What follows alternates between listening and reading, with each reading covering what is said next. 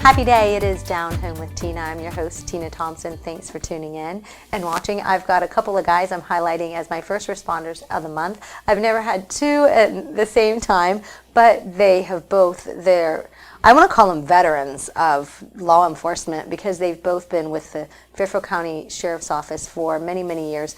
Combined together, it is almost 60 years. So yeah, they're pretty awesome. They are also both part of the multi-jurisdictional SWAT team. You'll find out what that means in the upcoming interview, as well as I highlight my veteran of the month, Sergeant First Class McKeegan. She has been in for quite some time in military, and she's still actively in it. She is actually an Army Reserve recruiter in Lancaster here, and you'll get to find out about what her story is, and I just love catching up with other veterans. Folks, don't go anywhere. I will be right back. It is the Down Home with Tina show.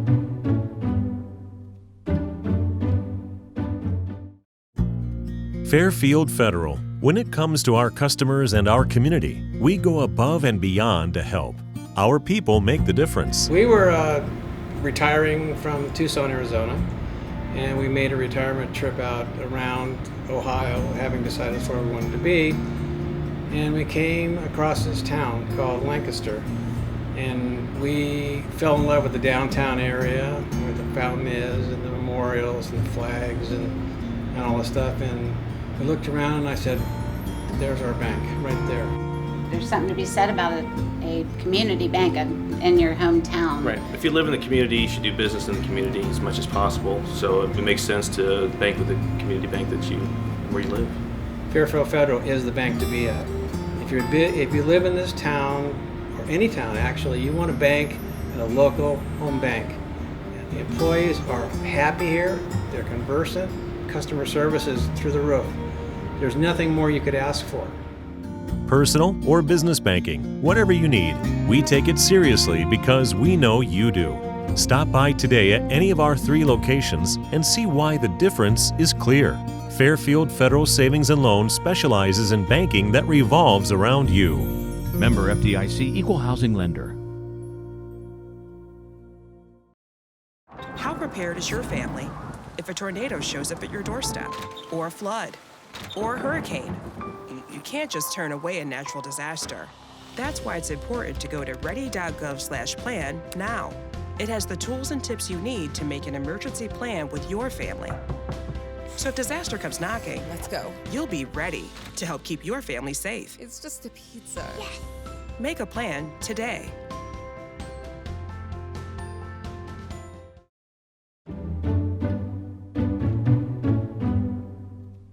Welcome back. It's Down Home with Tina. I have a couple of gentlemen from the Fairfield County Sheriff's Office. And I say gentlemen because no, it's out of all due respect. You guys are a lot of fun. You together, combined, have many, many years in the Sheriff's Office, don't you? Yes. Yes. Quite a few. Quite a few. Auxiliary Deputy, I have with me Al Hildinger, and then with him is Detective David Maple. He is also the Assistant Commander of the multi-jurisdictional SWAT team, and we're going to find out a little bit about David, and we're also going to find out about Al. Now, my first meeting with Al, we did something for really good friends and wonderful folks. It was a memorial celebration of life service, and I gotta say, under the circumstances what it was for, they couldn't have chosen anybody more fun to have you there, and we'll talk a little bit about that in just a little bit. That was my first encounter with Al, and I loved it. It was just great. It's been an honor getting to know you a little bit. And then David, we go way back. We do. We go way back to school, yeah. So we attended the same high school. So I'm going to begin with you first, David, though. Okay. When did you get into law enforcement? Back in 1992. I was 20 years old when I started the academy. Yeah. Why did you decide? You know what? Just something I always wanted to do. It was. Law enforcement was the thing. Aw, cool. So, how many years then does that make it? It's 30 years next month. 30 years next month. What has it been like for you so far? It's been fun. It's been a lot of fun. I will say I've never hated my job. I've always enjoyed going to work. That's awesome. So, and you've done different things. You're a detective now, and you were at one time school resource officer. Right. And I started out patrol division. I did work the jail division for a short period of time. I was a school resource officer for 13 years at Fairfield Union. I believe your kids were there at that time. I just remembered one of the incidents. Let's just say he accidentally hit a car with a big truck. It was the first day of his senior year. You were really great about that. Thank you. Well, thank you. And then from there, I went to the Detective Bureau. So. Nice. And what's it been like so far in the Detective Bureau? Because that's not been very long you've been there. Yeah, it's been about 6-7 years now. Oh. So it's been a few years. Okay. Since you did okay. Awesome. Yeah. So investigations obviously is different than working patrol. You know, you see things from the beginning through to the end through prosecution. So obviously it's different than. Where will you go from here? Do you think you're going to end up retiring out of that position? I would like to do that, yeah. Yeah, well, good. Good. It's awesome having you, and we'll talk a little bit about that SWAT and that multi-jurisdictional thing. And you always look ornery. David, he always looks, does he not always look like he's got something? Yeah. How many years have you been in law enforcement? 27 years. I forgot until we earlier asked me, and I was thinking 26, but it was 27 years. Why did you decide on law enforcement? I was always the kid when we were growing up that had to be on the bicycle. You know, we'd play cops and robbers, and I always had to rig up red lights and blue lights on my bicycle pulling, and I always wanted to be a cop. You did? Yeah. And so and I don't know why, but I always ask you, and I've asked you only, I think, twice now, or maybe 3 times, are you a veteran? And you're like, no, Tina, I am not. It must just be that you've got that thing. So you've just always wanted to be a cop, though. Exactly. I'll never ask you if you're a cop. You will. You still will. You still will. That's you still funny. will. I hope not. Yeah. Not after this. So tell me a little bit about your career and some of the things that, the highlights of your career and what it's been like for you. Started with the sheriff's office in '95. We just opened up the MSMJ, the new jail. So I started in the control room, which operated doors. Lasted about 3 months. They needed a temporary patrolman out on the road because with injuries. They put me temporary on the road, and that temporary job lasted until I went to the Detective Bureau. Nice. Which was in 2000. Yeah. So, and then involved with the SWAT team. I keep trying to leave, but got some great friends that twist my arm a little bit, and I come back. That keep you coming back. Yes. Yeah. Yeah. So, David, tell me a little bit about what does multi-jurisdictional SWAT team mean? So it's not just the Fairfield County Sheriff's Office that has members on the team. We actually have 3 members of our team are from Fairfield Medical Center Police Department, and we have 5 members from the Pickerington Police Department on the team. Okay. So, what does it take for an officer to become, or deputy to become, and be on the SWAT team? So you do have to try out for the team. We have physical standards you have to be able to meet. Then there are different courses that we run them through. They're graded on those courses. Okay. And then from there, we go through a process, and we can get them on the team from there. Are you constantly training? Yes. We train monthly, twice a month. Okay. What kind, is it like extensive training? We don't have to go into great details. Is it constantly changing that training? It is. This month, our training just a few days ago was actually on door breaching, which kind of sounds funny. To have a full training on breaching. It was actually breaching and ladder work. But we have people who are designated breachers, but anyone can have to breach at any point in time. Right. And doors are not always, it's not always your typical front door that you think about. It could be, you could be in a hotel room with a steel door and a steel frame, or it could be just your typical house door with a wood door and a wood frame. But we were able to train at the Violet Township Fire Department. Nice. And they have breaching doors that they can simulate different type of doorways that we can't do with our breaching doors. Okay. So we were able to get up there for several hours and train with them. Yeah, because, and that's great that you have those kinds of trainings, because, you only do it when you need to. Right. It's not like it's something you just go out and you just do on a regular basis, So you got to stay fresh on what you're doing and the how good to thing do it. for us with Violet Township is, and I failed to mention with the multi-jurisdictional team, is we also have 3 medics from Violet Township Fire that are assigned to the SWAT team. So they are with us all the time. So they train with us all the time, and those are the people we can train with like for the door breaching, because firemen do this every day. Right, You know, right, it's yes. different scenarios, but it's still the same type of doors. So those guys are able to help us in many ways, including training like this.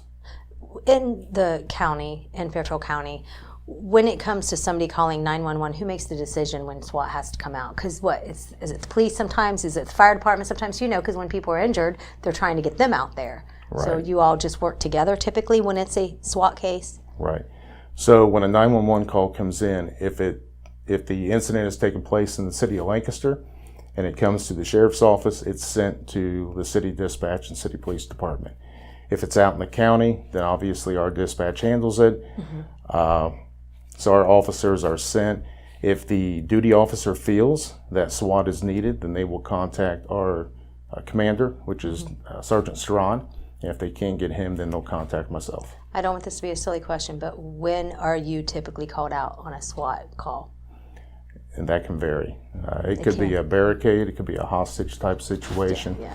Hostages, but is that the most common or not necessarily? Yeah, not necessarily. It could be just a warrant service. There's so many different things, and each situation is different. So you can't just say it's one particular type of situation, because dynamics can be different in those situations.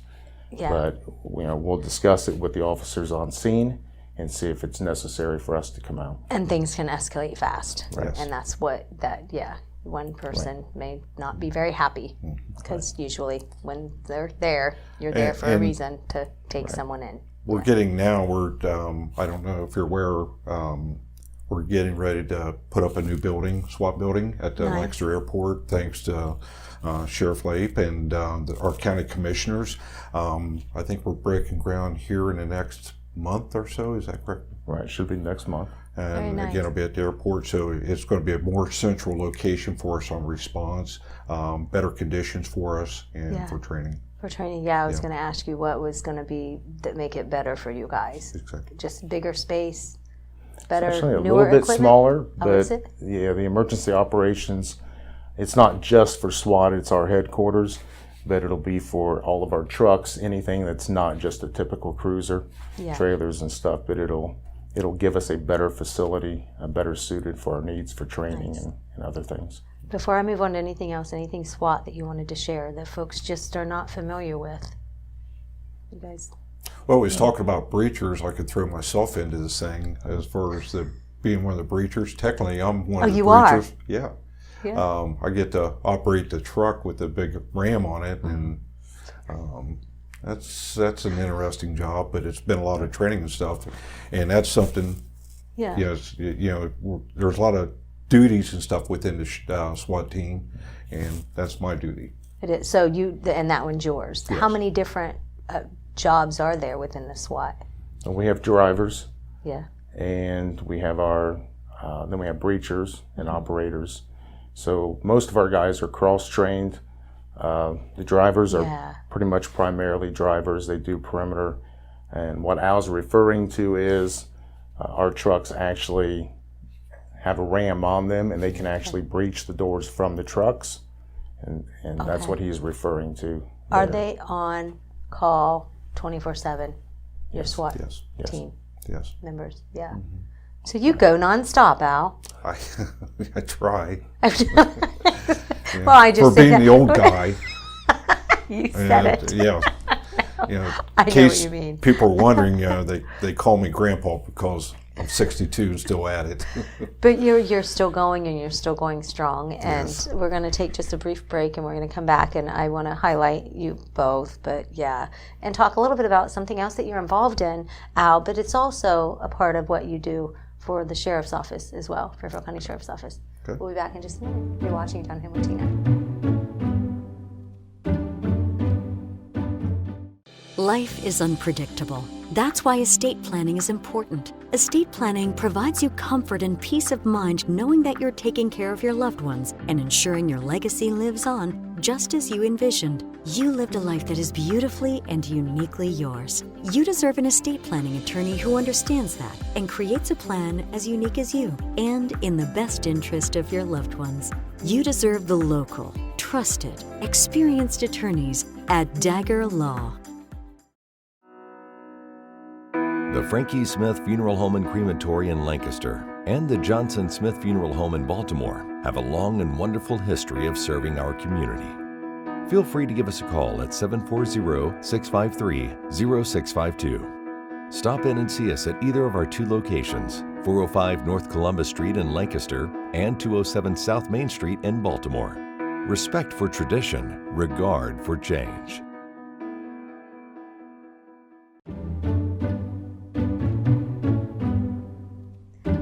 It's Down Home with Tina, and I have a couple of awesome fellas from Fairfield County Sheriff's Office. And I want to talk to Al real quick because, Al, you do a DJ service, and you do this within the Sheriff's Office as well. And I know you do this one party, but what makes you so unique, I think, is you have the videos from those songs. And some of these songs were like the 80s, which that's my time. Yes. So, yes. Yeah, tell me about that. I got into just kind of DJing. I love music and watching MTV and growing up with that. I love the music videos. So after mega money spent on it, I buy from like the regular MTV where they get their music videos. I started purchasing them and then started using them. We do that with the Sheriff's Office. We have like an open swim for teenagers that the Sheriff's Office sponsors, and myself and Johnny Garber, we volunteer our time. At Miller Pool, right? Yeah, Is that always, Pool. we planning on that this year Yes. as well? I believe we still are. Yeah, It's been a success. Yes. Then downtown with the Art Walk, I volunteered this year to do the music videos, and I loved it. So y'all watch out for Al. He's out and about and doing things, and watch out for David as well, because they're great gentlemen at the Fairfield County Sheriff's Office. And I wanted this treat bag. You can share it, but it's just a treat bag honoring you guys and just thanking you as being, my first responders of the month. Thank you. First time I've done two, and I have cookies for both of you. So, and there's enough, and I have more to share. Not cookies, but other goodies. Any donuts in there? No donuts. I didn't do the donuts. I'm so sorry, you guys. Did I disappoint? I'm so sorry. No, I don't disappoint, right? No. I just thank you so much. What is your contact information for folks who want to follow the Fairfield County Sheriff's Office? Do you guys have Facebook and things like that? Yeah, we actually have a new app also, but unfortunately I can't tell you what it's called. But if they Google but if you it go and on the app store. Just go on Facebook with Fairfield County Sheriff's Office. You should be able to get that app information. Okay. And awesome. There's a lot of good information there. Al, anything else that you would like to say? No, but it's been great working with you, and I hope we do some more emceeing together. I do too, because I look forward to having a good time with folks in the community, and thanks for everything that you do. We couldn't do it and be safe without you. So, folks, I thank you so much for watching the Down Home with Tina show. I'll be back in a minute.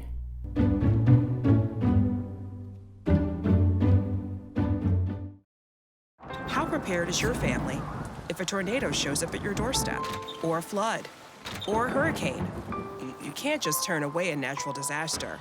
That's why it's important to go to ready.gov/plan now. It has the tools and tips you need to make an emergency plan with your family. So if disaster comes knocking, let's go. You'll be ready to help keep your family safe. It's just a pizza. Yes. Make a plan today.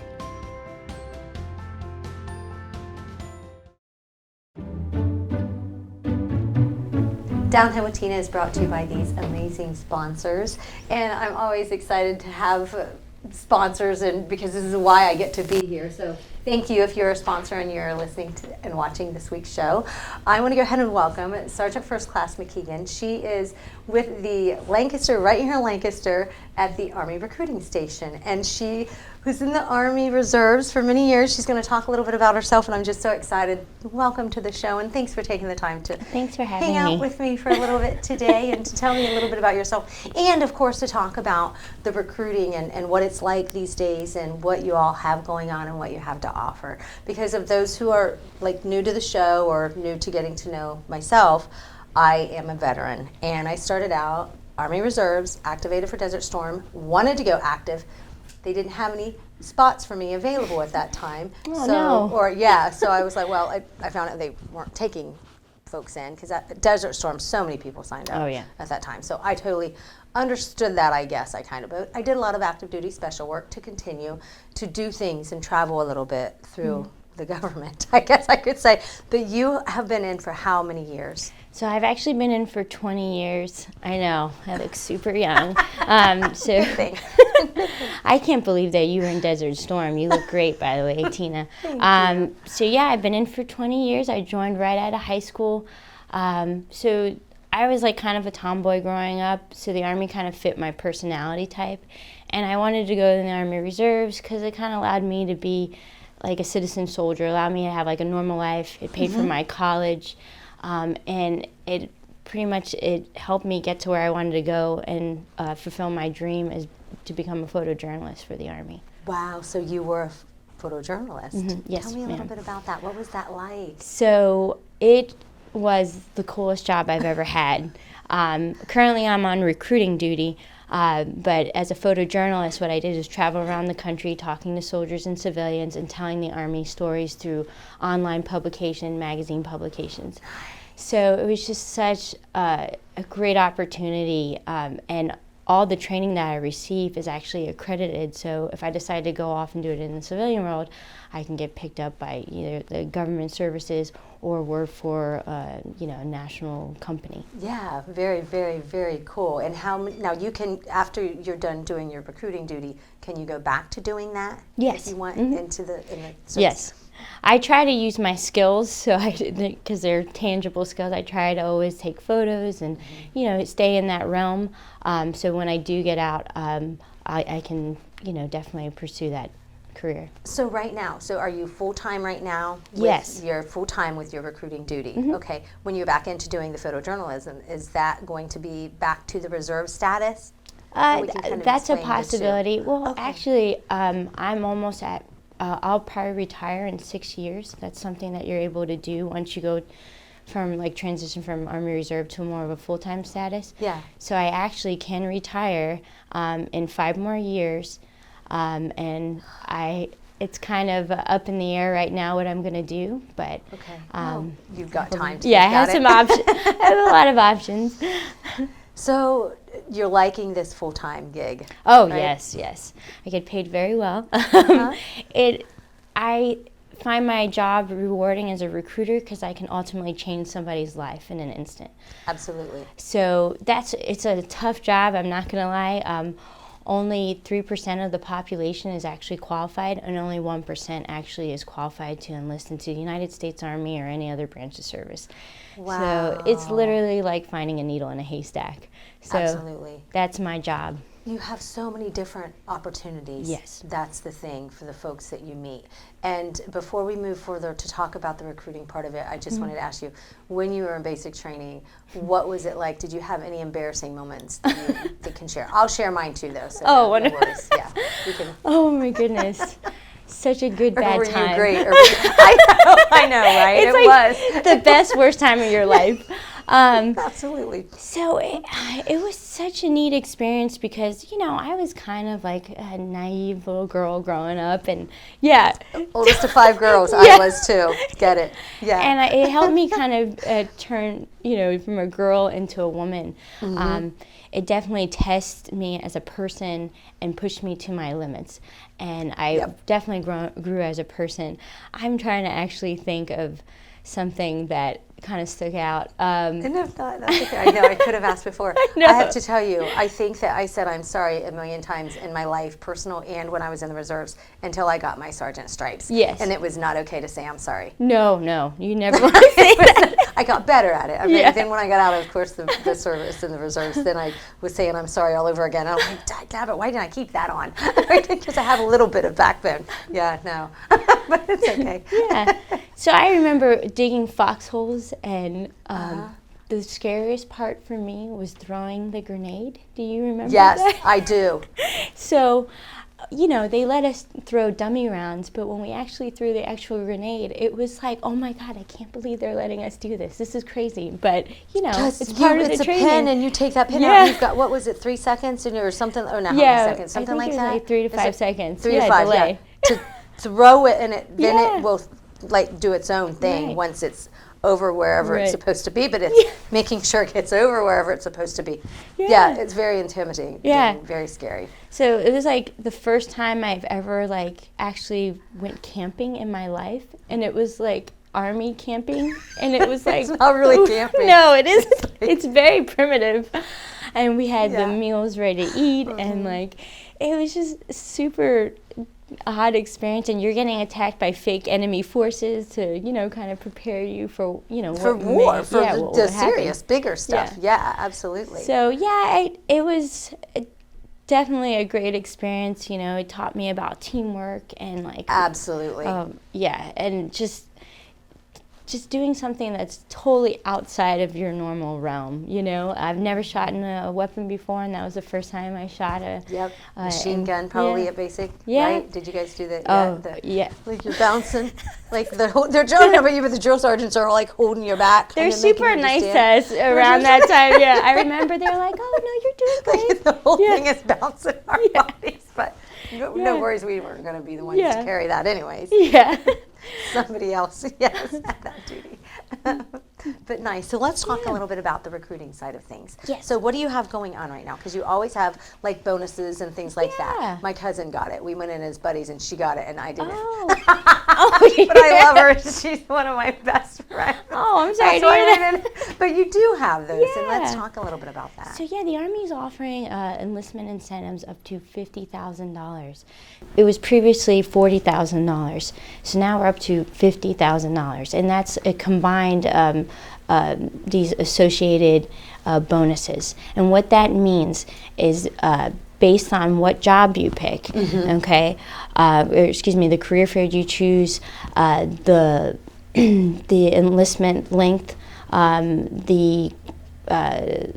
when you plan on shipping out, and also skills that you already have, and other options like Ranger or Airborne, you can receive these type of bonuses. Okay, alrighty. It just depends, and then those are the different options. But those are the different ways to get more money and the bonuses. Yeah, the options. Why does the U.S. Army have a variety of incentives? Why do they do that? That's a great question. So we are trying to be competitive with the private sector.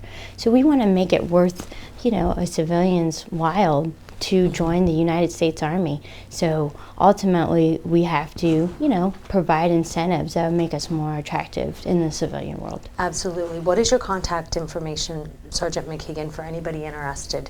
So my contact information is my government cell phone number is 740-270-0259, and also you can go on goarmy.com and stop by our local recruiting station.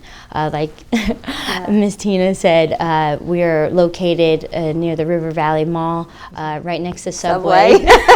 They're right there, folks.